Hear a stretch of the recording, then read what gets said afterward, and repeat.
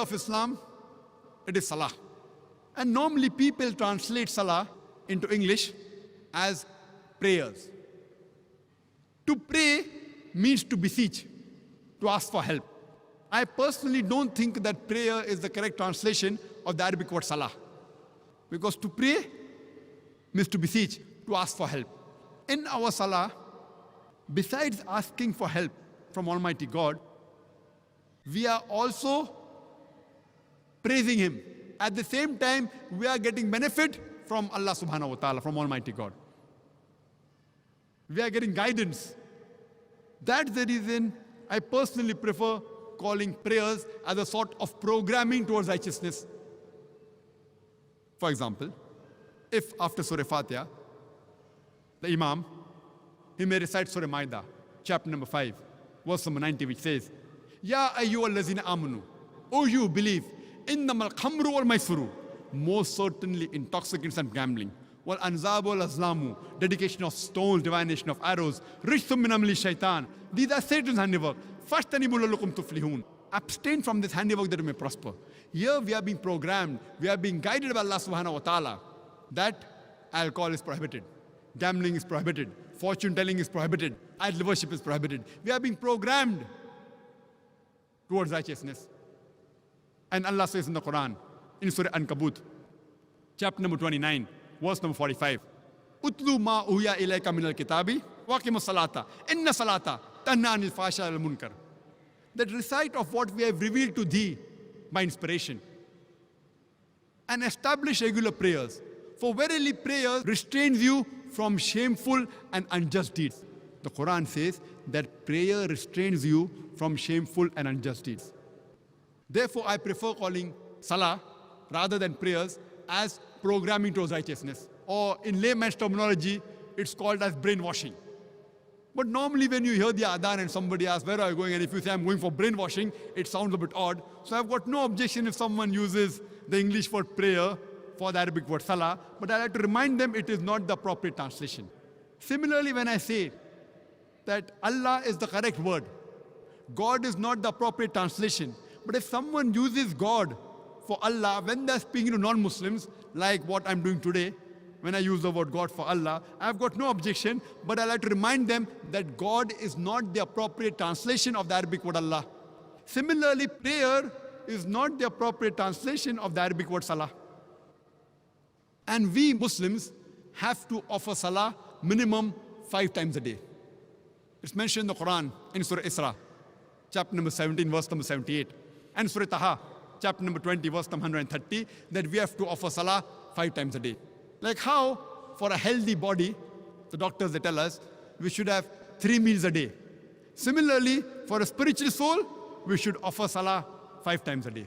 And the Quran says, in Surah Maida, chapter number 5, verse number 6, O you believe, when you prepare yourself for salah, wash your face and your hands and arms up to the elbow, and rub your head with water, and wash your feet up to the ankles.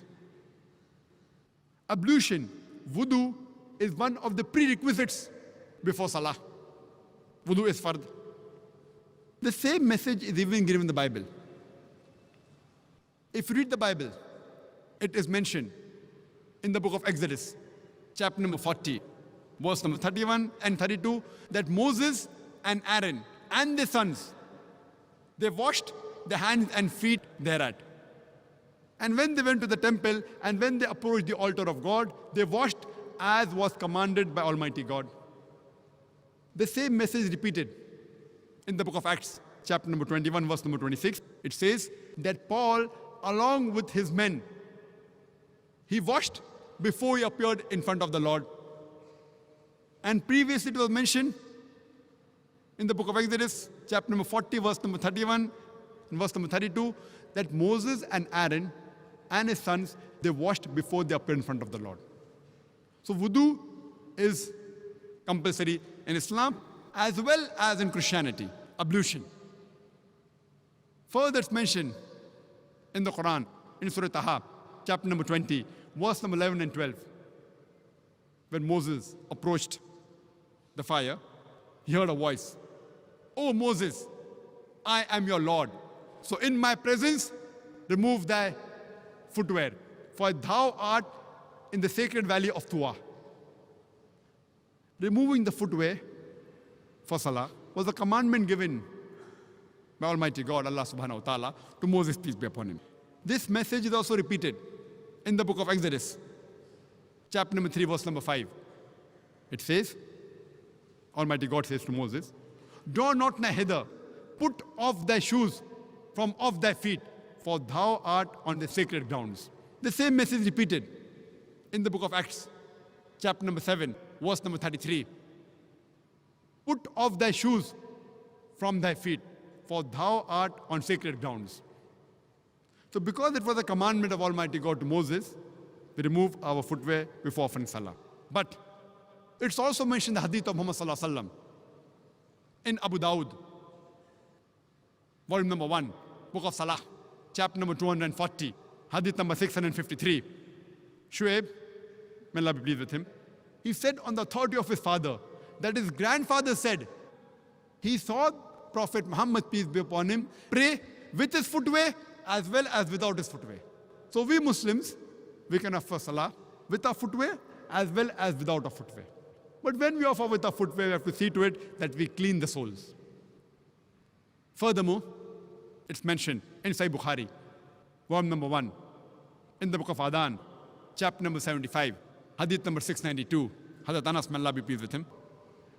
He said that when we offered salah, our shoulders touch the shoulder of the companion.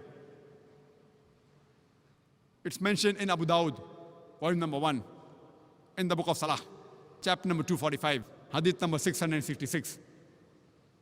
Abdullah ibn Umar, may Allah be pleased with him, he said that the Prophet, before starting salah, he turned around and said, "Now straighten your rows, stand shoulder to shoulder, close in the gaps, and do not leave any opening for the devil."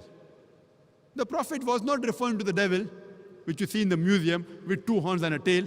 He was referring to the devil of racism, of caste, of color, of wealth, irrespective whether rich or poor, king or pauper. When you stand for salah, you stand shoulder to shoulder, irrespective whether black or white, yellow or brown. When you stand for salah, you stand shoulder to shoulder. And the best part of salah is the sujood. It is the prostration. In the Quran, sujood is mentioned no less than 92 times. And Allah says in Surah Al-Imran, chapter number 3, verse number 43, that, "O Mary, worship thy Lord devoutly, and prostrate thyself, and bow down with those who bow down." Allah repeats the message in Surah Hajj, chapter number 22, verse number 77. That, "Ya ayyuhallazina amanu, O you believe, bow down, and prostrate yourselves, and worship the Lord, and do good things, so that you may prosper." All the messengers of Allah subhanahu wa ta'ala, of Almighty God, when they offered salah, when they prayed to Almighty God, they did the sujood. They prostrated. And if you read the Bible, it's mentioned in the book of Genesis, chapter number 17, verse number 3. Abraham fell on his face when he prayed to the Lord. It's mentioned in the book of Numbers, chapter number 20, verse number 6, that Moses and Aaron fell upon their face and the Lord appeared to them. It's mentioned in the book of Joshua, chapter number 5, verse number 14, that Joshua fell on his face and he prayed to God. It's mentioned in the Gospel of Matthew, chapter number 26, verse number 39. In the Garden of Gethsemane, Jesus Christ, peace be upon him, he fell on his face and he prayed to God. So all the prophets of God, they fell on their face and they prayed to God. And no gymnast also can do better than the way we Muslims do, by falling on the face and pray to God. That means we put the highest part of our body, the forehead, on the lowest part on the ground, and we say, Subhana bin Allah, that glory be to Allah, who's the Most High. And today the psychology, they tell us that the mind is not directly under our control, but our body is directly under our control. If I want to raise my hand, I can raise my hand. I can take a step forward. But the mind is not directly under our control. Therefore, to humble your mind, you have to humble your body. And there's no better way than to put the highest part of your body, the forehead, the lowest part on the ground, and then say, glory be to Allah, the Most High. Glory be to Allah, the Most High, thrice.